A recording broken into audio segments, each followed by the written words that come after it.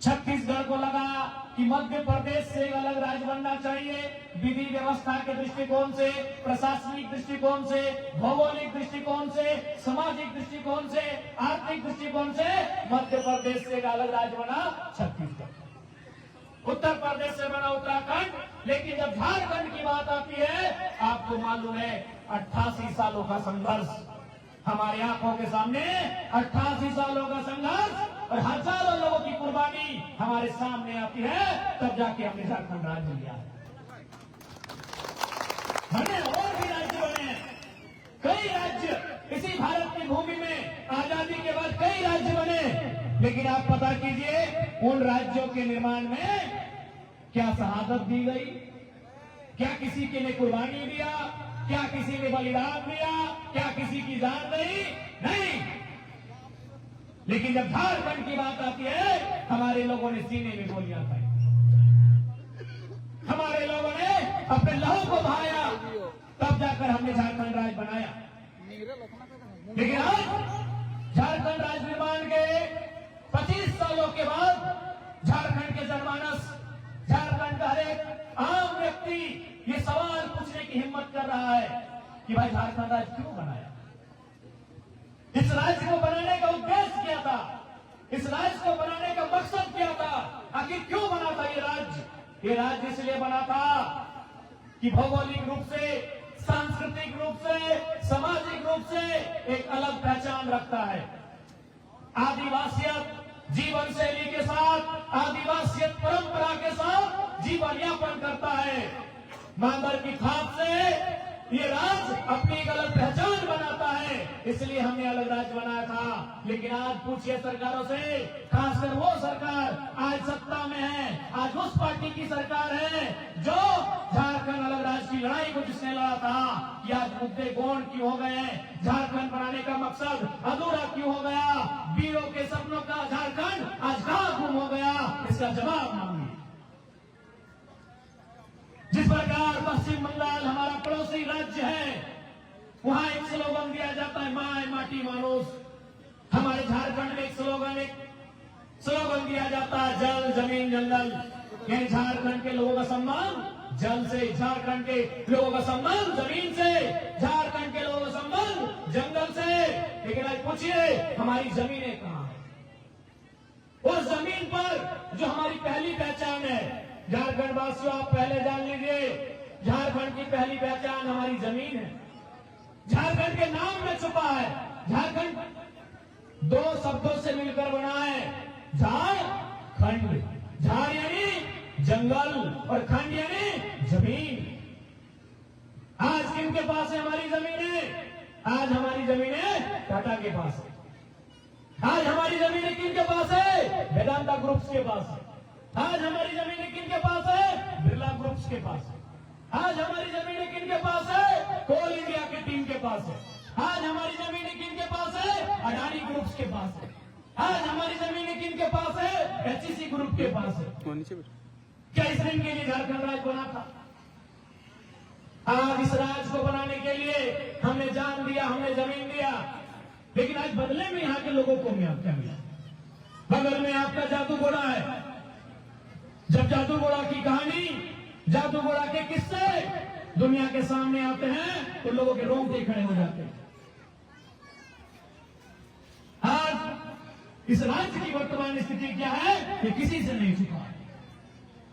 ये राज्य इसलिए बना था कि जब झारखंड राज्य अलग होगा, यहाँ के भोले भाले सीधे साधे लोग, यहाँ के सरल लोग, जब ये राज्य अलग होगा उन्हें सुविधा मिलेगी, उनके बच्चों को अच्छी शिक्षा मिलेगी, उनके बच्चों को अच्छा रोजगार मिलेगा, उनके बच्चों को इनकम का एक स्रोत मिलेगा। लेकिन आज ये सवाल है कि झारखंड की व्यवस्थाएं, आज झारखंड की परिस्थितियां हमारे आंखों के सामने हैं। ऐसा महसूस होता है जैसे हम इस राज्य में ठगे गए। आज हमारी माओ बहनों को सरकार ने 2,500 रुपए मैया सम्मान की राशि दे दी। लेकिन पता कीजिएगा, आपके गांव की जो सड़क बन रही है, जो 2.5 करोड़ से लेकर 25 करोड़ से लेकर 250 करोड़ की लागत से, वो किसी दूसरे राज्य के लोगों को देने का काम मिला होगा आपको। ये हमारे इस राज्य की सच्चाई है। केवल कहने को झारखंड और कहने को झारखंड की अस्मिता, और ये हम नहीं कह रहे हैं। इस राज्य के पहले गवर्नर कौन थे? प्रभात कुमार। टाटा जमशेदपुर के एक कार्यक्रम में आए हुए थे अतिथि बनकर। उन्होंने जाते जाते टाटा ग्रुप से एक ही सवाल किया कि आपके कितने साल हो गए? उन्होंने कहा कि 2-4 साल कम 100 साल होने वाला है। उन्होंने पूछा, क्या आज तक इन 100 सालों में आप 100 साल पूरे करने वाले हैं? क्या आज तक एक भी झारखंडी आप बीसी बना? उनका उत्तर था 0। श्री प्रभात कुमार पहले राज्यपाल थे, पढ़े लिखे बुद्धिजीवी व्यक्ति थे। उन्होंने साफ साफ कह दिया, तब हमें मालूम है आपने किनका विकास किया है। एक भी बीसी आज तक नहीं बना, बीसी एक नहीं बना। उन्होंने तुरंत सामने कहा, जो मैनेजमेंट की टीम जिनसे उनकी बात हो रही थी, उनके सामने कहा कि हमें मालूम है आपने किनका विकास किया। आज इचाई डैम, चांडिल डैम, ऐसे अनगिनत कारखाने, अनगिनत डैम, अनगिनत योजनाएं हमारी जमीनों पर। लेकिन आज हमारे लोग दूसरे राज्यों में मजदूरी करने के लिए जा रहे हैं, दूसरे राज्यों में जाकर दिहाड़ी मजदूरी कर रहे हैं, और उनका पार्थिव शरीर हर एक सप्ताह, दूसरे सप्ताह किसी न किसी कारण घटनावश दुर्घटना में इस राज्य की मिट्टी में वापस आ रहा है। और इस राज्य की मिट्टी में बैठी सरकार, उन्हें चिंता तक नहीं है कि वो किस विजन के साथ आगे बढ़े। अरे वर्तमान में तो हेमंत सोरेन जी की सरकार है, एक आदिवासी समाज से आने वाले और गुरु जी के पुत्र, जिस गुरु जी ने निर्मल महतो, विनोद बिहारी जैसे कई संघर्षशील नेताओं के साथ मिलकर इस झारखंड राज्य को अलग कराया, उस शख्स झारखंड के महानायक, झारखंड की राजनीति के एक अमिट योद्धा शिबू सोरेन के पुत्र हैं। लेकिन आज उनसे भी पूछिएगा कि आज इस राज्य के लिए आपकी चिंता क्या है? दूसरी बार लगातार आप पूर्ण बहुमत के साथ सरकार में आए हैं। हर राज्य की पूरी आबादी का छोड़िए, आप आदिवासी समाज से ताल्लुक रखते हैं। अगर आपने 25%, 26% आदिवासियों का ही भला कर दिया होता, तो उनके साथ बाकी पिछड़े दलित भी अपने आप ठीक हो जाते। यदि एक गांव में कोई दुकान अगर नया खोलता है, तो केवल उसका ही नहीं, 2 लोगों काम में भी रख लेता है, क्या ये 2 लोग हमारे यहाँ काम करिए। अरे अगर 25% आदिवासी अगर फले फूले, तो उनके साथ पिछड़े और दलित भी समा जाएंगे। लेकिन आपका विजन क्या है? आदिवासी गांवों के बारे में चर्चा कीजिए। मुख्यमंत्री जी उतना छोड़िए, आप बरहेट विधानसभा के बारे में चर्चा करिए, जहां से आप प्रतिनिधित्व करते हैं और मुख्यमंत्री बनते हैं। आप वहीं की चर्चा कीजिए, आप वहीं की चिंता करिए, और डेटा सबके सामने रखिए कि वो आदिवासी गांव में शिक्षा की क्या व्यवस्था है, उन आदिवासी गांव में स्वास्थ्य की क्या व्यवस्था है, उन आदिवासी नौजवानों के पास रोजगार की क्या व्यवस्था है। ये तब होगा जब एक विजनरी लीडर हमारे इस राज्य को चलाने का काम करेगा। लेकिन अब मुख्यमंत्री जी केवल अपने परिवार के सदस्यों के बारे में सोचते हैं, और जिसका परिणाम भी है उनकी अर्धांगिनी गांधी से विधायक, उनके छोटे भाई दुमका से विधायक, उनकी भाभी विधायक रह चुकी है, इस बार हार गई। तो क्या आदिवासी समाज का उत्थान मतलब केवल मुख्यमंत्री के परिवार का उत्थान ही है? केवल मुख्यमंत्री के परिवार के उत्थान में आदिवासी समाज का उत्थान नहीं है? ये आदिवासी समाज को तय करना होगा। काफी होता है 2 बार पूर्ण बहुमत से सरकार में आना, काफी होता है। आज बताएंगे कि उन्होंने क्या रोड मैप तैयार किया है। उनसे पूछना चाहिए कि आने वाले 3 सालों का, 5 सालों का झारखंड का दशा क्या होगा। इस राज्य में जैसे जैसे दिन बढ़ रहा है, जैसे जैसे समय बढ़ रहा है, इस राज्य की जमीनें लगातार उद्योगपतियों को दी जा रही है। खनन के नाम पे, उद्योग के नाम में, कंपनी के नाम पर, और विस्थापित किया जा रहा है यहाँ के आदिवासियों।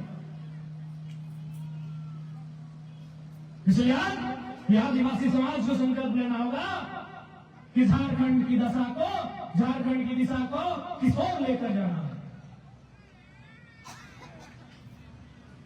आज दुर्भाग्य की बात है कि इस राज्य में इतने मशक्कत के बाद, इतनी मेहनत के बाद इस राज्य को हमारे पूर्वजों ने लिया, लेकिन आज हमें क्या मिला। अभी रास्ते जा रहे थे, सैकड़ों बहन जो स्वास्थ्य तैयार का काम कर रही हैं, उनका कहना है जनवरी से मानदेय नहीं मिला है।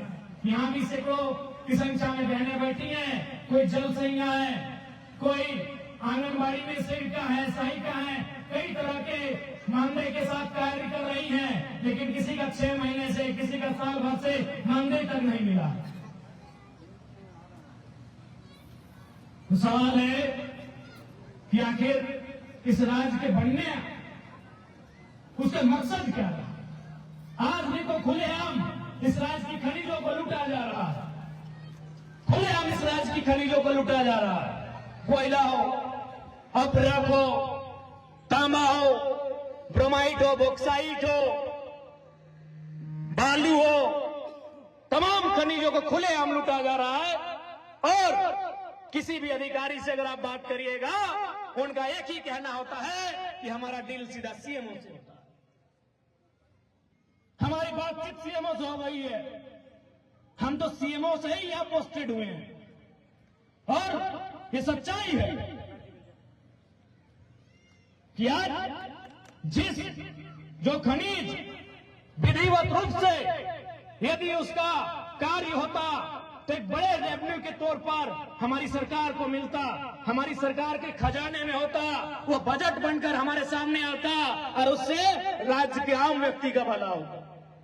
लेकिन आज कहने में कोई गुरेज नहीं है। आप कोल्हान में रहते हैं, मैं आपको एक महीना नहीं 1 साल का समय देता हूं, जाके आप स्टडी करिए, जाके आप अध्ययन करिए और हम 100 अमीर लोगों की सूची मांग रहे हैं आपसे।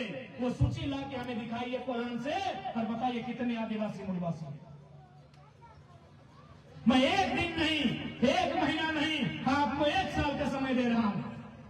जाइए आप तमाम स्रोतों के माध्यम से इंफॉर्मेशन निकालिए, डेटा कलेक्ट कीजिए और हमें आकर बताइए कि 100 अमीर लोग कोल्हान, मैं झारखंड की बात नहीं कर रहा हूं, केवल कोल्हान के 3 जिलों की बात कर रहा हूं, बताइए 100 अमीर लोगों में कितने झारखंड के आदिवासी।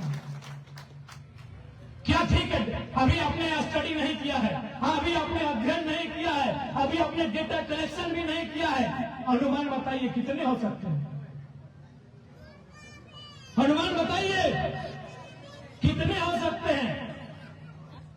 कोल्हान प्रमंडल में 100 अमीर लोगों की सूची में जो बहुत ज्यादा रुपये पैसा कमाते हैं, जो मिलेनियर हैं, कितने होंगे आदिवासी मूलवासी। ठीक है, अभी आपके पास कलेक्शन नहीं है डेटा का, अनुमान बताइए। 0। इसी दिन के लिए झारखंड राज्य, क्यों झारखंड राज्य? 2,500 रुपया का मैया सम्मान योजना पाने के लिए झारखंड राज्य, किसी लिए झारखंड राज्य? कहां है हमारे लोग? यही तो सवाल है आज, कहां है हमारे लोग? आज हमारे लोग कहां है मालूम है? आज हमारे लोग प्रदेशों में मजदूरी कर रहे हैं, आज हमारे लोग दूसरे देशों में जा रहे हैं, आज हमारे लोग दूसरे राज्यों में जा रहे हैं। और हमारे घर के भाइयों की तो छोड़िए, हमारे भाइयों की तो छोड़िए, वो तो गुजरात, महाराष्ट्र, केरल, हैदराबाद, चंडीगढ़, वो तो जा ही रहे हैं। हमारी घर की बहनें शर्मसार करने वाली बात कह रहा हूं, हमारी घर की बहनें लगभग 75,000 से ज्यादा दिल्ली महानगर में, मुंबई महानगर में, बड़े बड़े महानगरों में दासी और दाई का काम करती है। ये हमारे राज्य की सच्चाई है, जिससे जो राज्य 27% कोयला देता है, जो राज्य ब्रोमाइट देता है, जो राज्य बॉक्साइट देता है, जो राज्य 75 से 80 प्रकार का मिनरल्स देता है, जो देश की मिनरल्स का 40% अकेले देता है, इस राज्य की ये दुर्दशा, ये चिंता का विषय। इसलिए अब इस राज्य को या तो व्यवस्था बदलना होगा या तो नया उलगुलान करना होगा। ऐसे ये राज्य नहीं सुधरेगा। या तो व्यवस्था, सत्ता नहीं व्यवस्था बदलना होगा। और व्यवस्था तब बदलेगी जब नई सोच के साथ, झारखंडी सोच के साथ नए युवा विधानसभा में जाएंगे, लोकसभा में जाएंगे, राज्यसभा में जाएंगे, तब व्यवस्था बदलेगी। और नहीं तो एक उलगुलान लाना होगा और इस राज्य में जितने भी खनिज संपदा जो अवैध रूप से निकासी किया जाता है इसकी नाकाबंदी करनी होगी।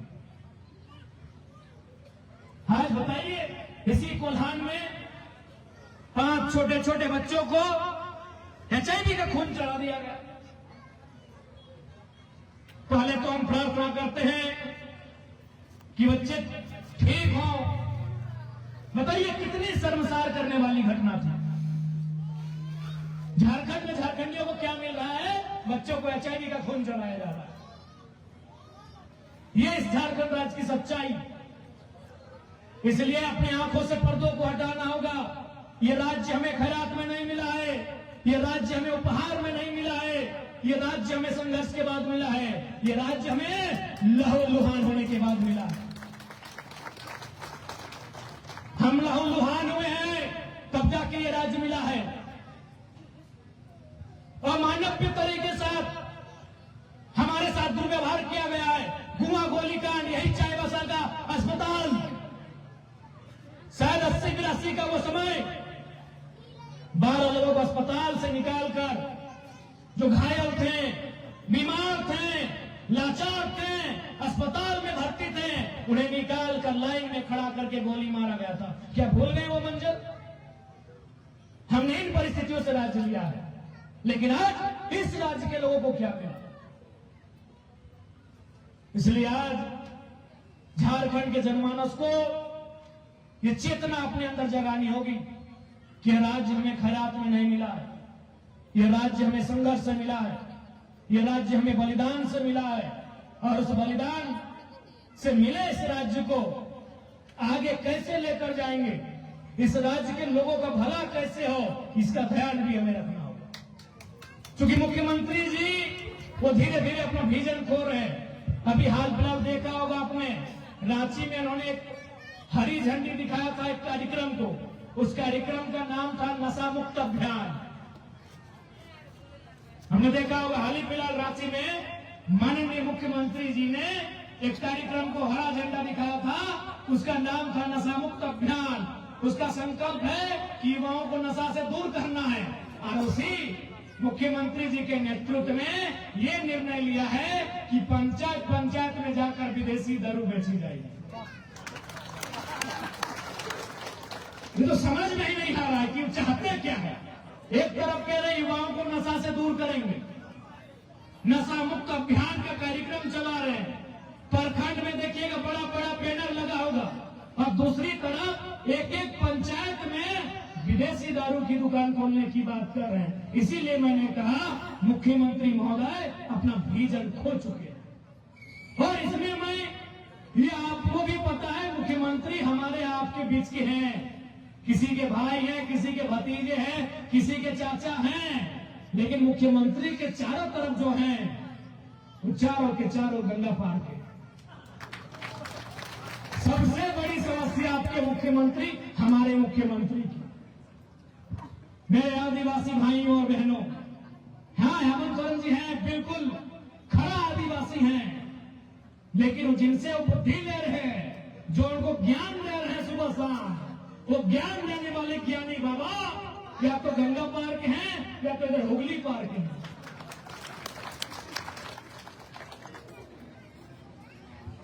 जानते हैं कि नहीं आप? सुप्रियो बाबा कहाँ के हैं?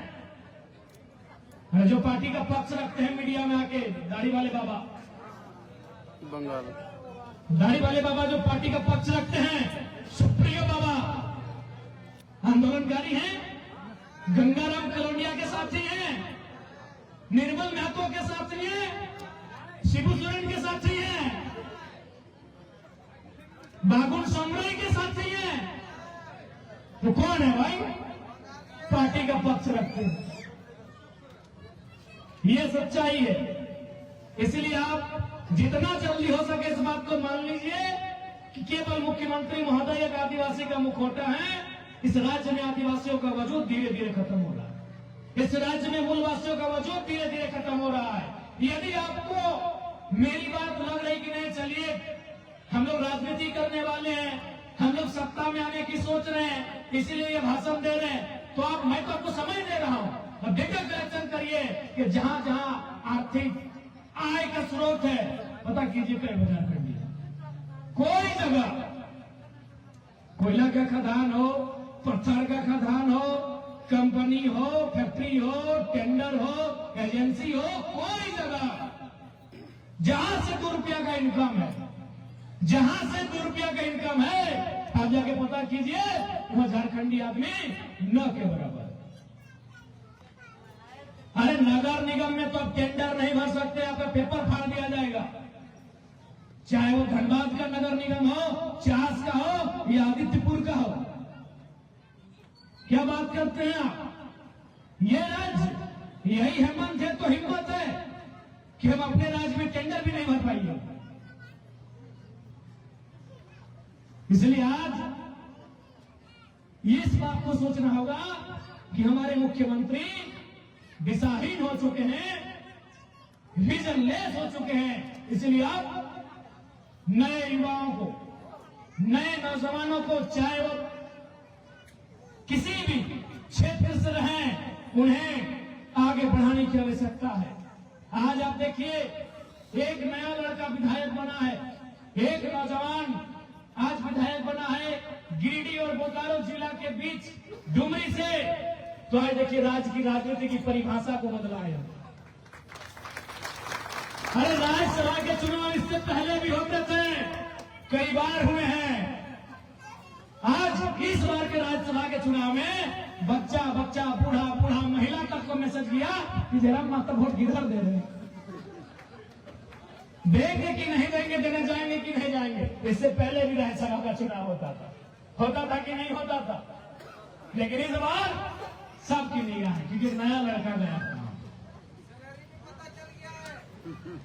सबका पता चल गया। आज एक नया लड़का राजनीति में आया है तो अपने बारे में सोचने से पहले झारखंड के लोगों के बारे में सोचता है।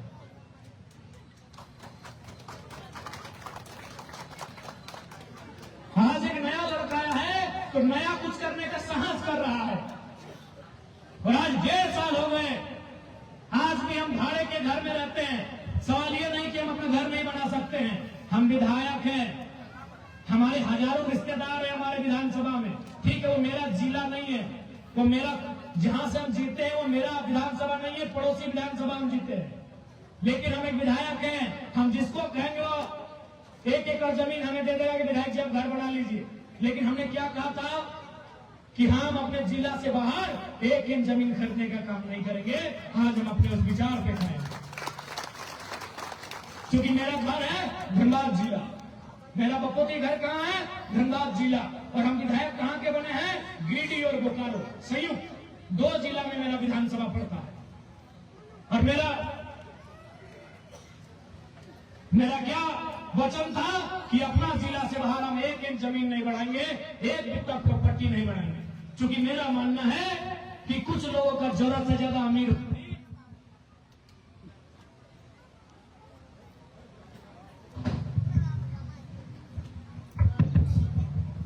क्योंकि मेरा मानना है कि कुछ लोगों की जरूरत से ज्यादा अमीर होना ही इस देश की गरीबी का मूल कारण है। इसलिए मैंने कहा था कि हम अपना जिला से बाहर कोई प्रॉपर्टी नहीं रखेंगे। आज यह देश गरीब क्यों है, यह राज्य गरीब क्यों है?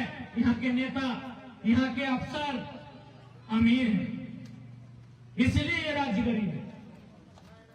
यहाँ के नेता, यहाँ के अफसर, ये लोग जरूरत से ज्यादा अमीर हैं, इसीलिए राज्य, इसीलिए देश गरीब है। इसलिए आज देखिए नया लड़का विधायक बना है तो नया करने के बारे में सोचता है, नए तरीके से राजनीति करता है। इसलिए आज इस कोल्हान की मिट्टी से तमाम नौजवानों, तमाम माताओं बहनों, तमाम बड़ों बुजुर्गों से मैं ये आशीर्वाद चाहता हूं और ये अपील भी करना चाहता हूं कि अब आपको अपनी राजनीति में इंटरेस्ट लेना होगा। आपने राजनीति में इंटरेस्ट नहीं लिया, इसलिए गलत लोगों ने राजनीति में इंटरेस्ट लिया और उसका दुष्परिणाम आज हमारे सामने है। कोई भी परीक्षा होता है, कभी कोई यूपी की बहन, कभी कोई राजस्थान की बहन, कभी कोई बिहार की बहन आके मीडिया में कहती है झारखंड बड़ा अच्छा है, हमको यहाँ नौकरी मिला है। अरे यहाँ के बहन से पूछिए कि उसके लिए क्या है। अभी हाल फिलहाल देखिए, 2 दिन पहले आपने मीडिया में देखा होगा, एक उत्तर प्रदेश की बहन है, मुझे उससे कोई शिकायत नहीं है, शिकायत मुझे अपनी सरकार से, वो मीडिया में कह रही है झारखंड सरकार का धन्यवाद, हम तो झारखंड को जानते ही नहीं है, हम यहाँ नौकरी करेंगे। एक बात, ये सबसे बड़ी दुर्गति इस राज्य की। इसलिए आज इस राज्य को सबसे पहले अपनी स्थानीय नीति को परिभाषित करना होगा। जो हमारी मांग चली आ रही है 1932 के खतियान को आधार मान के, और बाकी क्षेत्रों में जो उस कालखंड के सबसे अमीर दस्तावेज है, सबसे महत्वपूर्ण दस्तावेज है, उनको आधार मान के इस झारखंड राज्य की स्थानीय नीति को परिभाषित किया जाए। इस झारखंड राज्य के लोगों को हक अधिकार से जोड़ा जाए, नहीं तो आने वाले दिन झारखंड के लोग अपने राज्य में औपनिवेशिक शासक के गुलाम बन के रह जाएंगे। आज ये किसी से नहीं छुपा है। जहां जहां कंपनियां हैं, जहां जहां फैक्ट्रियां हैं, वहां वो हर एक दिन 2-4 बित्ता जमीन का अधिग्रहण मनमाने तरीके से कर रहा है। और हमारी सरकार, हमारी जिला प्रशासन चुपचाप तमाशा देख रही है। इसलिए राज्य की स्थानीय नीति परिभाषित करने के साथ साथ इस राज्य के लोगों को उनकी आर्थिक, उनकी सामाजिक, उनकी राजनीतिक चेतना, उनकी स्थिति को बेहतर बनाने के लिए सरकार को संकल्प लेना होगा। और जो सरकार आपके बारे में नहीं सोच रही है, उस सरकार के बारे में आपको क्यों सोचना। इसलिए इस बात को ध्यान रख लीजिए, जो सरकार, जो विधायक अथवा सांसद आपके बारे में नहीं सोच रहे, आपके बच्चों के बारे में नहीं सोच रहे हैं, तो उनके बारे में आपको सोचने की कोई जरूरत नहीं। आज 2014 में हमसे 14 साल बाद आंध्र प्रदेश से कट के एक अलग राज्य बना तेलंगाना। आज आप पता कीजिए, आपके हाथ में मोबाइल है, आप जाके पर कैपिटा इनकम हो या जीडीपी हो या तमाम इंडेक्स हो, आप तुलना कर लीजिए, हमसे कई गुना आगे है। जबकि हमारे जैसा उसके पास खनिज संपदा भी नहीं है। हमसे 14 साल बाद बना तेलंगाना, लेकिन आज वो राज्य कितनी गति से आगे बढ़ा। क्यों? वहां के जो लीडर बने, वहां की जो सरकारें बनी, उन्होंने तेलंगाना वालों को, उनको पहला लक्ष्य।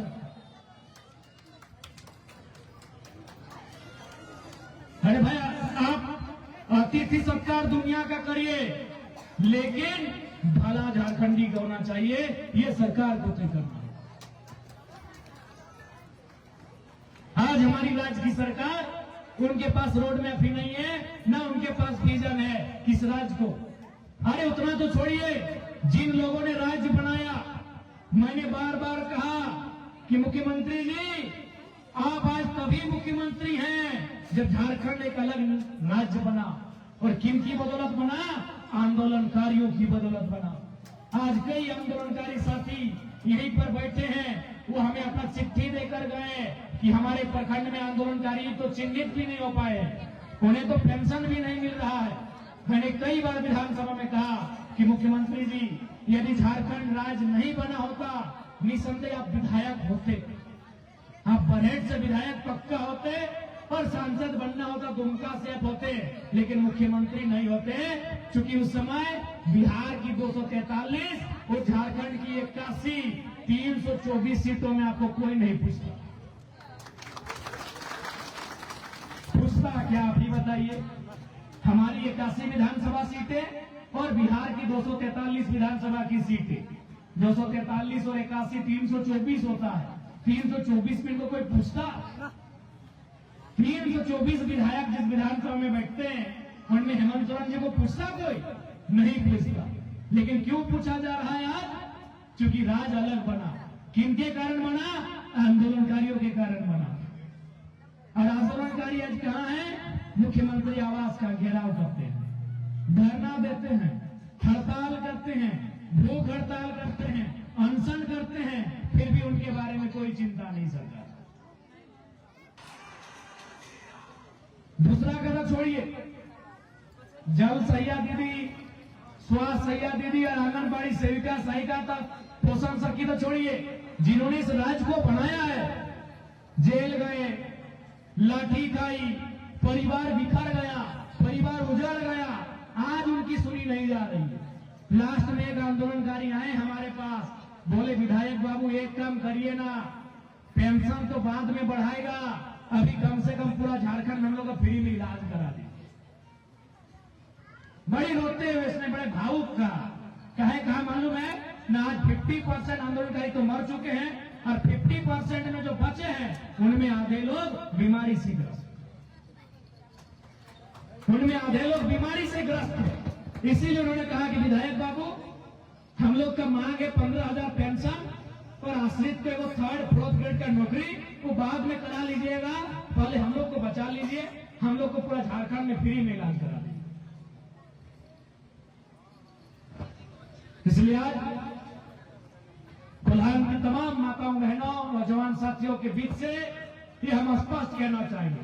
और साथ ही ये भी मत सोचिएगा कि हम अगर राज्य की सरकार की बात करें तो केंद्र में बैठी सरकार हमारी दोस्त है। अब इस देश को, इस राज्य को तीसरे विकल्प की ओर बढ़ना होगा। इस देश को भी तीसरा विकल्प चाहिए, इस राज्य को भी तीसरा विकल्प चाहिए जो एक नई चेतना के साथ राजनीति कर सके, जो झारखंड की मिट्टी, झारखंड की अस्मिता की रक्षा कर सके, जो झारखंड के जमीनों, झारखंड के जंगलों की रक्षा कर सके। मैंने विधानसभा में कई बार उठाया कि आप सबसे पहले झारखंड की जमीनों को जो ऑनलाइन प्रक्रिया होने के समय गड़बड़ियां, विसंगतियां, त्रुटियां हुई हैं, उनको सुधार करिए। आज आप सभी बैठे हैं, किन्हीं का रकबा सही नहीं है, किन्हीं का प्लॉट सही नहीं है, किन्हीं का पंजी 2 में नाम सही नहीं है, किन्हीं का चौहद्दी खराब हो गया है, क्या गलत बोल रहे हैं? और इसी कारण अभी क्या हो रहा है, एक झारखंडी दूसरे झारखंडी की हत्या कर रहा है जमीन विवाद में। तो जब आप हमारी अस्मिता को ही नहीं बचा पा रहे हैं, हमारी जमीनों को नहीं बचा पा रहे हैं, तो उस गद्दी में केवल मोह के लिए मत रहिए, उस गद्दी को त्याग दीजिए जिस गद्दी में बैठकर झारखंड का भला हो सकता है। आज कितनी मशक्कत के बाद इस राज्य को बनाया गया। निर्मला का वो नारा था कि सवाल बनकर फिर उठूंगा, जो बन पड़े सो जवाब रखना, मेरा खून बेकार ना जाए, मेरे खून का हिसाब रखना। आज फिर से सवाल बनकर वो सामने खड़े हैं कि हमारे लोगों की स्थिति आज क्या है। और यही अगर चलता रहा तो आने वाले 20 सालों में झारखंड में फिर से कंपनी राज होगा। आज फिर से झारखंड में कंपनी राज होगा। देश से भले कंपनी राज गया होगा, नहीं देश से भी नहीं गया है। मोदी जी अपने प्रिय मित्र अडानी नामक कंपनी को पूरा प्रॉपर्टी देने के लिए तैयार हैं। यदि आज झारखंड के लोग, झारखंड के जनमानस नहीं जागते हैं, अपने हक अधिकारों को नहीं समझते हैं, सामने वाले का परिचय परख नहीं करते हैं, तो 20 सालों में झारखंड में फिर से औपनिवेशिक शासन होगा और हमारे लोग जी हुजूरी करेंगे कार्यालयों में, दफ्तरों में, उनके यहाँ हमारे लोग बंधुआ मजदूरी करने का काम करेंगे। और ये बात हम आज नहीं कह रहे हैं, आप बोलिए। शायद 1950 के कालखंड में इसी देश के पहले राष्ट्रपति डॉक्टर राजेंद्र प्रसाद ने कहा था कि झारखंड के, उस समय छोटा नागपुर का के संबोधन करते थे कि यहाँ के लोगों को जागना चाहिए, नहीं तो इनकी मिट्टी के नीचे इतनी खनिज संपदा है कि दूसरे लोग आएंगे और इनको ही इनकी मिट्टी से बाहर कर देंगे। ये सच्चाई है। मैंने तो आपको टास्क दे दिया है, अगली बार जब हम मंजगांव आए या फिर कोल्हान आए तो कम से कम 10 को सूची बना दीजिएगा जो इकोनॉमिक रूप से सक्षम है, उनमें कितने आदिवासी मूलवासी हमको बताइएगा। ये बहुत बड़ा चिंता का विषय है। मैं आज आपको एक टास्क देके जा रहा हूं कि अगली बार जब मैं कोल्हान पर मंडल आऊं तो आप आप कम से कम हमको सूची दिखाइएगा कि विधायक जी ये 10 लोगों की सूची है, ये फलाना जी है, ये फलाना जी है, फलाना जी है, फलाना जी है, ये दोनों झारखंड के हैं, ये आदिवासी हैं, ये यहाँ के ये मूलवासी हैं, हमको जरूर बताइएगा। और यदि नहीं बता पाइएगा तो फिर चिंता जरूर करिएगा कि राज्य किसके लिए बना है। इस राज्य को भोग कौन रहे हैं, लहू किसने दिया, इस राज्य के लिए अपना लहू किसने दिया, अपना गर्दन किसने कटाया, और भोगने का काम कौन कर रहा है, इसका मंथन जरूर करिएगा। और नहीं तो वो लिस्ट बनाइए, हम तो कह रहे हैं 100 लोगों की लिस्ट बनाइए, तो हमें बताइए वो कौन लोग हैं। ये केवल एक मंच से देने वाला भाषण नहीं है, ये केवल एक नेता एक विधायक का भाषण नहीं है, ये सोचने का विषय है। हर एक झारखंडी को बैठ के सोचना चाहिए, कहां झारखंड, किसके पास झारखंड, किसके लिए झारखंड। हमारी सारी संपत्तियों पर, हमारी एक एक संपदा पर लगातार लोग कब्जा कर रहे हैं, और जब आप विरोध कर रहे हैं तो कई नक्सली के नाम से आपको जेलों में बंद कर दिया जा रहा है। यह भी सवाल मैंने विधानसभा में किया था, याद होगा आपको। उस समय एक मंत्री जी खड़ी होकर हमारे साथ बहस करने लगी थी, तो मंत्री जी को हमने बाद में भी कहा कि आप विदेश में पढ़ी हैं, आपको नहीं मालूम झारखंड की पृष्ठभूमि क्या है। मैंने क्या कहा था कि जब मैं मानता हूं कि नक्सली असंवैधानिक लोग हैं, मैं मानता हूं कि नक्सली असामाजिक भी हैं, लेकिन बना क्यों। और दूसरा बात यह भी मैंने तर्क दिया कि जब नक्सलियों का प्रभुत्व था प्रखंड में, अंचल में, थाना में, जनता से 1 रुपए का घूस नहीं लिया जाता। क्योंकि मैं पारसनाथ के तराई से आता हूं, वहां के लोग आज भी कहते हैं, आज ब्लॉक जाइए तो जन्म प्रमाण पत्र, मृत्यु प्रमाण पत्र, जाति, आवासीय आय घूस देना पड़ता है, अपना जमीन का रसीद कटाने में घूस देना पड़ता है, थाना चले जाइए वहां घूस देना पड़ता है। लेकिन वो 1990 का दौर था जब नक्सलियों का बोलबाला था, लोग घूस नहीं लेते थे उनके दर। और हम तो यहां तक सुने हैं कि पारसनाथ के हमारे 2 चर्चित नक्सली आपके सरंडा में ही शरण लिए हैं। मैं फिर कह रहा हूं, मैं नक्सलियों का पक्ष नहीं लेता हूं, लेकिन ये सवाल जरूर होता है कि आखिर उसका उदय क्यों हुआ था, और आज तक अगर वो है तो कारण क्या है।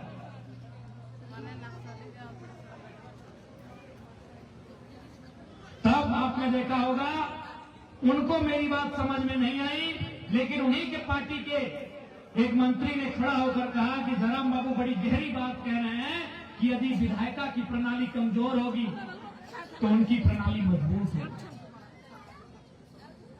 आज कोई अंचल, कोई थाना, कोई ब्लॉक, कोई सरकारी दफ्तर अगर 5% लोग होंगे तो शायद कह सके ईमानदारी से कि हम रिश्वत नहीं लेते हैं, बाकी पूरा महकमा रिश्वत से भर गया है।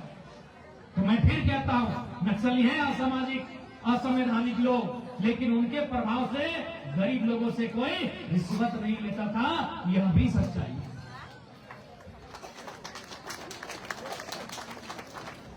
इसलिए आज ये इस राज्य की संपदा आपने बड़े बड़े उद्योगपतियों को दे दिया, और इस राज्य के लोगों को आपने केवल सताने और उन पर जुल्म ढाने का काम किया। इसलिए आज पुनः पश्चिमी सिंहभूम की इस पावन धरती से, ऐतिहासिक धरती से मैं आप सबों से कहना चाहूंगा, इस बार आप तैयार हो जाइए। या तो व्यवस्था बदलना होगा, या तो जोरदार एक आंदोलन करना होगा, ताकि फिर भविष्य में दोबारा झारखंड की अस्मिता के लिए, झारखंड की मिट्टी की परंपरा के लिए हमें लड़ने की जरूरत ना पड़े। आज जब ये राज्य बना, सबने उम्मीद लगाया था कि हमें हमारे हिस्से में भी कुछ आएगा। हमने बलिदान देके राज्य लिया है, लेकिन आज हम हाथ मांगते रह गए, आज हम तमाशा देखते रह गए और भोगने का काम किसी और ने किया। अभी कब, जब आदिवासी नेतृत्व में सरकार चल रही है। इसलिए हमने कहा कि मुखौटा केवल मुख्यमंत्री हेमंत सोरेन जी का है, अपने सलाह देने वाले इधर वाले हैं चाहे इधर वाले हैं। इतना छोड़िए, उनसे इतना ही पूछिएगा कि आप तो विधायक संथाल परगना से बने हैं ना, संथाल परगना यानी बरहेट विधानसभा से दुमका तरफ से आप दोनों भाई जीत के आए हैं, तो किसके भरोसे छोड़े हैं जब पूछिएगा, किसके भरोसे छोड़े हैं? आदिवासी भाइयों, आपको जानना चाहिए कि साहेबगंज से लेकर पाकुड़ तक, गोड्डा तक पूरा खाली पथरे में करोड़ों रुपया का कमाई हो रहा है, और वो किसके पास जा रहा है? कोई पीएम है वहां पे, उनको लोग पीएम कहते हैं। इधर रांची में सीएम रहते हैं, और रांची में सीएम जी की गैरहाजिरी में वहां कोई पीएम रहते हैं, और पीएम जी कहां के हैं? गंगा पार के। पता कीजिएगा कि आखिर वो अपना विधानसभा और संथाल परगना किसके भरोसे छोड़े। ये मैं आदिवासी भाइयों के लिए टास्क देता हूं कि आप ये हमें पता करके बोलिए, क्योंकि मुख्यमंत्री रांची में रहते हैं, उनकी मैडम भी भले विधायक गिरिडीह गांडे से बनी है, लेकिन पिता यहाँ हॉकी और मॉडल हॉकी टूर्नामेंट में शामिल होती हैं और मॉडल लोग के साथ गाना गा रही हैं। उनको भी वहां की चिंता है ना, वो भी रांची में रहती हैं, तो वहां किसके भरोसे छोड़ा है, ये आपको टास्क देके जा रहे हैं। हाँ, वही पीएम का फुल फरा मिश्रा जी। बाकी लोग नहीं जानते हैं तो वो टास्क दे रहे हैं, पता कर लीजिएगा कि संथाल परगना किसके भरोसे छोड़े। इसके बाद भी अगर आपको लग रहा है कि हमारे मुख्यमंत्री एक दिशा में, एक रोड मैप के साथ, एक विजन के साथ आगे चल रहे हैं, तो फिर आपको जो निर्णय लगे, आपको अपने मत का जहां उपयोग करना हो आप कर सकते हैं, उसके लिए हम आपको रोकेंगे नहीं। इस दिन के लिए बस हम इतना तकलीफ होता है जब इस राज्य में घूमते हैं, जगह जगह। अभी देखिए मगध में 3 बच्चे मर गए, देवेंद्र नाथ जी हमारे आंदोलन करने गए, हमारे कई साथी थे, सूरज जी, राम जी, यादव जी। अरे भाई, कंपनी पे कार्रवाई ना करके उल्टा इनको जेल में डाल दिया। कि अभी भी वही दशा है कि अब कंपनी के खिलाफ नहीं बोल सकते। उस समय कंपनी के खिलाफ बोलने वाले भगत सिंह थे, उनको फांसी दे दिया गया। उस समय कंपनी के खिलाफ बोलने वाले जो नेता थे, क्रांतिकारी थे, उनको जेल में डाल दिया गया। आज भी जो झारखंड में कंपनी के खिलाफ बोलेंगे उनको जेल में डाल दिया जाएगा। ये झारखंड की सच्चाई। लोग कहते हैं कि भारत एक लोकतांत्रिक देश है, भारत एक स्वतंत्र देश है। बिल्कुल सही कहते हैं। भारत हमारा झारखंड उसी में आता है। ये लोकतांत्रिक, गणतांत्रिक भी है और स्वतंत्र भी है, लेकिन कब तक? जब तक आपका सामना या फिर आपकी जमीनों पे किसी उद्योगपति की नजर ना पड़ी। हाँ, हम आजाद हैं, we are independent, we are democratic also. हम आजाद भी हैं और गणतांत्रिक भी हैं, लेकिन कब तक? जब तक Adani group, Tata group, Birla group, Vedanta group, NTPC group, इनकी नजर आपकी जमीन पर, आपके गांव तक नहीं पड़ी है, तब तक ही आप इस देश में आजाद हैं और लोकतांत्रिक हैं। मेरी ये बात बहुत गहरी बात मैं कह रहा हूं। हम इंडिपेंडेंट भी हैं और डेमोक्रेटिक भी हैं, लेकिन कब तक?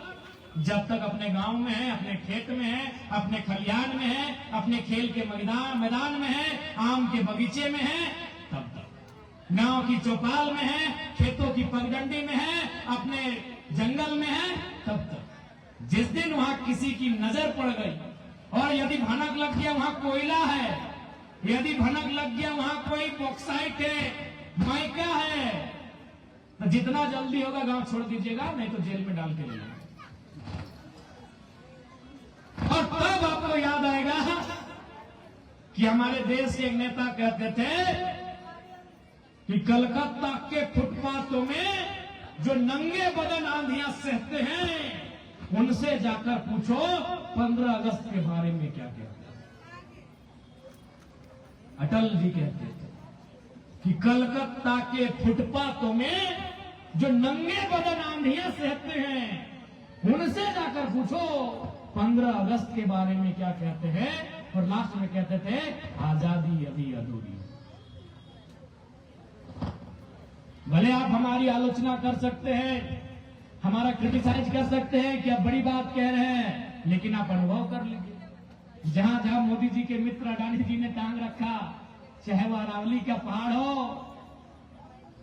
चाहे हमारे बगल में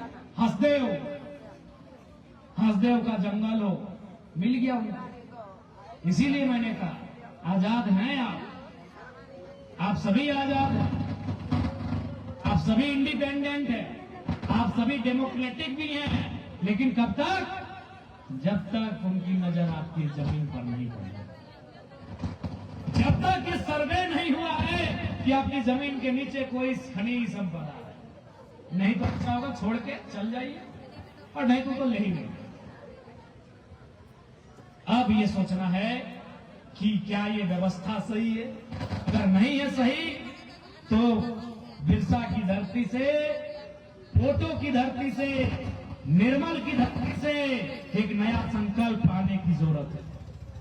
अगर आपको लगता है ये गलत है हमारे साथ, यदि आपको लगता है ये गलत हो रहा है हमारे साथ, तो केवल भगवान बिरसा मुंडा को माला नहीं चलाना है, वो संकल्प भी लेना होगा जिस संकल्प के साथ उन्होंने अंग्रेजों के दांत खट्टे किए थे। इसलिए आज इस पावन धरती में मैं तमाम साथियों से कहना चाहूंगा कि आज वर्तमान में झारखंड मुक्ति मोर्चा के नेतृत्व में जो सरकार चल रही है, वो सरकार शिक्षा में फेल हो चुकी है। आप अभी आसपास के 5 किलोमीटर कोई हवाई बातें नहीं, कोई धनबाद बोकारो गिरिडीह की बातें नहीं, मंझगांव की बात की जाए 5 किलोमीटर के एरिया में जाके आप सर्च कीजिए और एक एक विद्यालय की हालत का पता कीजिए। अगर बाउंड्री वॉल है तो शौचालय नहीं, और शौचालय है तो मकान नहीं, भवन नहीं। अगर भवन है, शौचालय है तो शिक्षकों का अभाव है। अरे हजार विद्यालय जहां एक शिक्षकों के भरोसे झारखंड की शिक्षा व्यवस्था। स्वास्थ्य तो फेलियर हो ही चुका है, क्योंकि HIV का खून चढ़िए गया है। स्वास्थ्य की व्यवस्था तो फेलियर हो ही चुकी है। आज सरकार वहां भी देखिए रिम्स 2, बिल्कुल मैं पूरे मन से रिम्स 2 का बनने का समर्थन करता हूं, लेकिन जबरदस्ती आदिवासियों की जमीन पर नहीं बनना चाहिए। नगरी के आदिवासी लगातार आंदोलन कर रहे हैं। सुनाइए, इस झारखंड की धरती में कई बंजर जगह हैं, कई सरकारी जमीनें हैं, और जितना जल्दी हो सके उतना जल्दी बनाएंगे। आज अगर रोजगार की बात करेंगे तो रोजगार हमारे नौजवान प्रदेश जाने लगे हैं। इसलिए हर एक मोर्चे पर अब हमें लगता है कुछ दिनों में जो हमारी माताओं बहनों को भ्रमित करने का प्रयास किया गया है, हमें लगता है वो भ्रम भी टूटेगा। और एक मोर्चा जहां पर सरकार अभी तक सफल रही थी मैया सम्मान योजना की राशि में, अब वहां भी सरकार अपने कदम पीछे खींचने का काम करेगी, क्योंकि बाकी योजनाएं ठप हो गई। पूछिए हमारे पुलिस के भाई लोग हैं, सब सरकार के लोग हैं, ये लोग से पूछिए 3, 4, 5 महीना से वेतन नहीं मिला। पूछिए दीदी लोग से, पूछिए नहीं मिला, सही में नहीं मिला। उधर कैमरा मत दिखाइए, बेचारी सरकारी है, देख लेगी तो कहीं दिक्कत हो जाएगा। पूछिए इंस्पेक्टर साहब से, बस कैमरा मत घुमाइएगा, बेचारा सरकार देख लेगा फोटो में। जितने पुलिस के जवान हैं, टोपी वाले भैया, उनसे भी पूछिए, कई महीनों से वेतन नहीं मिला है। ये लोग हमारे पास आते हैं कि विधायक जी हमारा सवाल उठाइए, हमने उठा भी दिया था इनका सवाल। वेतन भत्ता, आर्मर भत्ता, 12-13 भत्ता इनका था, विधानसभा में उठाए, वर्दी भत्ता, सब भत्ता इन लोग कम उठाए विधानसभा में। पूछिए, ये लोग से पूछिए। तो हमें लगता है अब कुछ दिनों में मैया सम्मान योजना का भी भ्रम टूटेगा, क्योंकि आज कई विभाग के कर्मचारियों को पिछले कई महीनों से वेतन नहीं मिल पाया। इसलिए क्यों नहीं हुआ ऐसा? न विजन का अभाव। जैसे अभी बालू की बात करिए, सवाल है कि उनको पेमेंट देना है, सवाल है उनको महीना का वेतन देना है, तो कहां से देंगे? जब हमारे पास बजट होगा तो बजट कहां से आएगा? राजस्व से आएगा। राजस्व पहले जमा करेंगे तब तो बजट बनाएंगे उसका। अब जहां से हमको राजस्व आना है वहां तो चोरी हो रहा है, बालू तो सरेआम लुटा जा रहा है। बालू में पैसा किनको जा रहा है? प्रभारी को जा रहा है, एसडीपीओ को जा रहा है, सीओ को जा रहा है, डीएमओ को जा रहा है, डीडीओ को जा रहा है और लास्ट में सीएमओ को जा रहा है। जो पैसा खजाने में आना चाहिए था, जिसका राजस्व राज्य सरकार के खजाने में आना चाहिए था, वो तो अपने लूटने का छूट दे दिया। अगर उसको आप विधिवत रूप से संचालन करते, बालू के घाटों का विधिवत संचालन करते, कोयला का जो खनन हो रहा है उसका जो अन्य राज्यों में ट्रांसपोर्ट हो रहा है, अगर वो विधिवत होता तो करोड़ों रुपए का मुनाफा राज्य सरकार को होता। लेकिन अब राज्य सरकार वह मुनाफा क्यों नहीं चाहती है, ये भी सवाल है कि इतना जब रास्ता है राज्य सरकार के पास तो क्यों नहीं चाहती है। इसका सिंपल लॉजिक है, वो जो खजाना में पैसा जाएगा वो किसका होगा, जनता का। राज्य सरकार के खजाना में जो पैसा जाएगा वो किसका होगा, जनता का। लेकिन अगर वो खजाना में नहीं जा रहा है तो कहां जा रहा है, सीधा नेताओं के जेब में जा रहा है। सिंपल सा लॉजिक है, सीधा उनके पास जा रहा है। अगर खजाने के माध्यम से, राजस्व के माध्यम से पैसा लेते तो उसको शिक्षा में खर्चा करना होता, स्वास्थ्य में खर्चा करना होता, वेतन देना पड़ता, पेंशन देना पड़ता, मानदेय देना पड़ता, सड़क बनाना पड़ता, पुल बनाना पड़ता। चूंकि वो खजाना में गया है और खजाना का पैसा राज्य के 3.5 करोड़ जनता का है। तब उन्होंने क्या किया, खजाना में लेने का कोई जरूरत नहीं है, जनता तो ऐसे भी वोट दे ही देती है, डायरेक्ट लीजिए। हाँ, यही डायरेक्ट, कोयला का पैसा डायरेक्ट, बालू का पैसा डायरेक्ट, जितना पैसा है सब डायरेक्ट जा रहा है। और यदि किसी को लग रहा है कि भाई हम लोग विपक्ष के विधायक इसीलिए बोल रहे हैं, तो आराम से आप लोग वो टीम बनाइए, एक स्टिंग ऑपरेशन करिए और आप लोग, हमें लगता है 7 दिन में आपको रिजल्ट मिल जाएगा। कहां जाता है, हम सुना रहे हैं आपको एक दो किस्सा।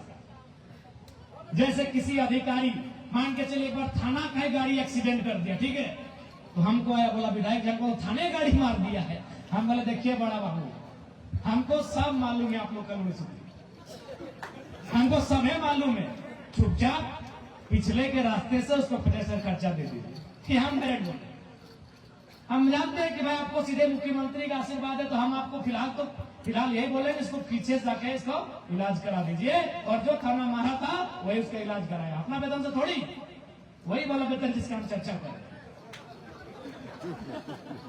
ऐसा कई जगह मैंने वही सरकारी बाबू लोग से ही हम चंदा दिला दिए।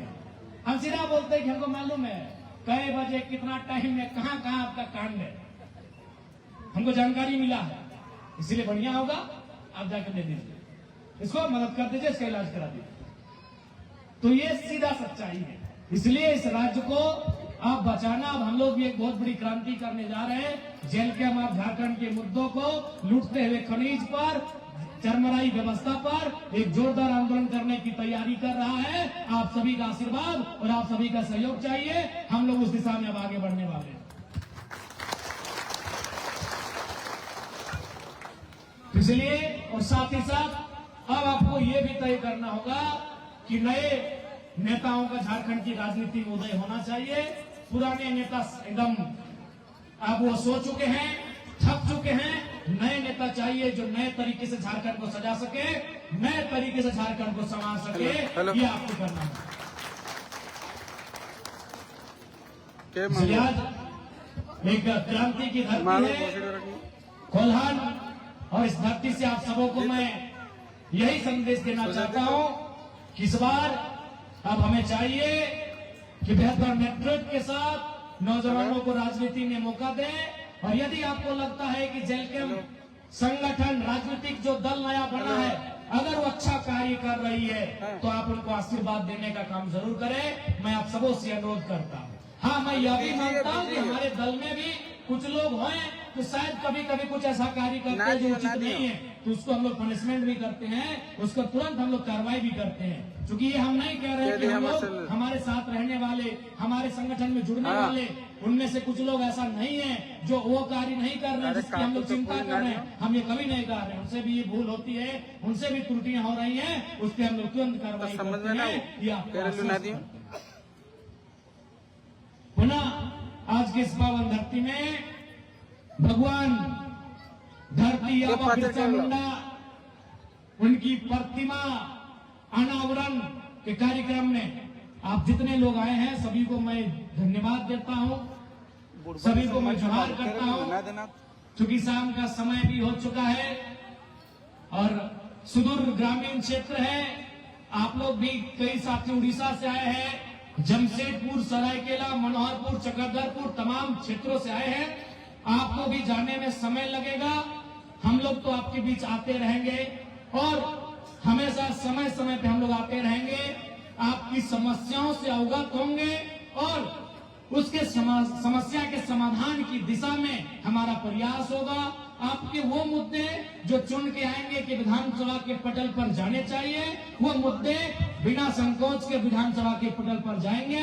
आपने देखा होगा कोल्हान में 14 विधायक हैं, लेकिन जब टाटा और जादूगोड़ा की बात आती है सब मुंह में चुप हो जाते हैं। अकेले जयराम महतो है जो खुल के कहने का साहस रखता है। वैसा नहीं है, कोल्हान के जो मुद्दे मेरे पास आएंगे, जो लगे कि नहीं ये विधानसभा तक जाने चाहिए, विधायक जी के माध्यम से वो मुद्दे विधानसभा तक जाएंगे। और जो मुद्दे आपको ये लगे कि सड़क में इसका विरोध होना चाहिए, हमारे साथी कभी हम लोग भी आएंगे। हमारे साथी यहाँ बहुत अच्छा काम कर रहे हैं, चाहे हमारी महिला दीदी लोग का टीम रहे, प्रेम जी हैं, नवीन जी हैं, यथार्थ जी हैं, सभी अच्छा काम कर रहे हैं, फैज जी हैं, तो निसंदेह उनके नेतृत्व में भूपेश जी हैं, सभी हम लोग जो हमारा संगठन यहाँ है। अगर आपको लगे कि इस काम का विरोध सड़क पे होना चाहिए, हम लोग सड़क पे भी आपके लिए तैयार हैं। और आपको लगे कि ये सवाल मंत्रियों की आंखों में आंखें डालकर विधानसभा में होना चाहिए, हम वहां भी तैयार हैं। और आपने तो देखा ही होगा कि जब जब हमारा सवाल होता है, बकायदा कई मंत्रियों ने हमें कहा कि जब हमें क्वेश्चन मिलता है कि कल संभावना है कि डुमरी के विधायक का सवाल आएगा, तो हम लोग 2 घंटा एक्स्ट्रा पढ़ते हैं कि पता नहीं आप क्या पूछिए। कई सीनियर मंत्रियों ने कहा कि जयराम बाबू, जब आपका सवाल हमारे सेक्रेटरी लाके देते हैं कि सर कल संभावना है कि जयराम बाबू का सवाल तो अब 5 में आ जाएगा, तो शायद वैसे आपका बहस है, तो हम लोग 2 घंटा एक्स्ट्रा डेटा कलेक्शन में लग जाते हैं कि पता नहीं आप क्या पूछिएगा। तो आपको लगे कि सवाल के माध्यम से विधानसभा में जाने चाहिए, तो सवाल के माध्यम से जाएंगे। और आपको लगे कि सड़क में विरोध होना चाहिए, तो सड़क में विरोध के माध्यम से सड़क में भी कार्यक्रम होंगे। हर एक जगह हमारा संगठन एक परिवार की तरह झारखंड के जनमानस के साथ खड़ा है। हम हमेशा आपके साथ खड़े रहेंगे, ये आपको हम लोग आश्वस्त करते हैं। तो ज्यादा समय नहीं लेंगे, हम लोग को भी काफी दूर जाना है। धनबाद से तो यहाँ आने में लगभग 6 घंटा लग गया हम लोग को, तो यहाँ भी फिर हम लोग को वापस जाना है। लेकिन इतना जरूर कहेंगे, इस सुदूर ग्रामीण क्षेत्र में और वास्तव में कोल्हान प्रमंडल जिसे हम लोग जानते हैं, उसकी अगर असल खूबसूरती है तो इन्हीं जंगलों में, इन्हीं पर्वतों में, इन्हीं पहाड़ों में, इस खूबसूरत वादियों में आपने जितने गर्मजोशी के साथ, आत्मीयता के साथ हम सबों का स्वागत किया, बड़ों ने आशीर्वाद दिया, छोटों ने ढेर सारा प्यार दिया। मैं सबों को धन्यवाद देता हूं कि आज मंझगांव पहली बार आए हैं। पश्चिमी सिंहभूम में मनोहरपुर हम लोग कई बार गए हैं, चक्रधरपुर भी हम लोग कई बार गए हैं, चाईबासा तक आए हैं, लेकिन मंझगांव विधानसभा इस मिट्टी में पहली बार आने का अवसर मिला। और यहाँ आने के बाद बिल्कुल भी नहीं लगा कि आपसे हमारा कोई दूरी है। ऐसा प्रतीत हो रहा है कि आपसे भी हमारा वही रिश्ता नाता है जो डुमरी, धनबाद, बोकारो की सीमाओं में वहां की माताएं बहनें, वहां के बुजुर्ग आशीर्वाद स्वरूप हमें देने का काम करते हैं। वही मंजर यहाँ दिख रहा है। आपके आशीर्वाद के लिए, आपके प्यार के लिए, आपके लाड दुलार के लिए कोटि कोटि धन्यवाद, कोटि कोटि आभार। आपका दुलार यूं बना रहे, हम लोग आश्वस्त करते हैं। आपकी सेवा के लिए हम लोग संकल्पित हैं।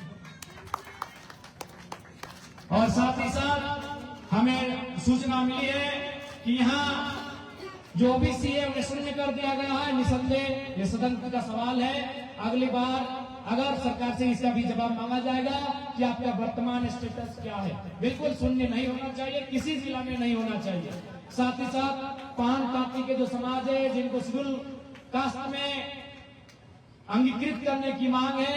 निसंदेह आपके लिए भी हमारी आवाज हमेशा बुलंद रहेगी, ये आपको आश्वस्त करते हैं। और अंत में फिर कहेंगे कि आदिवासी समाज ही सबसे पहले जाके मुख्यमंत्री से सवाल करे कि भाई आदिवासी अस्मिता कहाँ है। आदिवासी समाज ही पहले सवाल करे।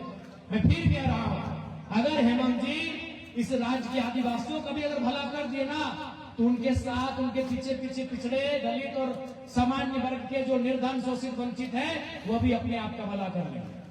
अगर हम एक कोई काम करते हैं, अगर गांव में एक लड़का पढ़ लिख के आता है तो दो को उसको देखते सीखते समझते उसके जैसा होकर निकल जाता है।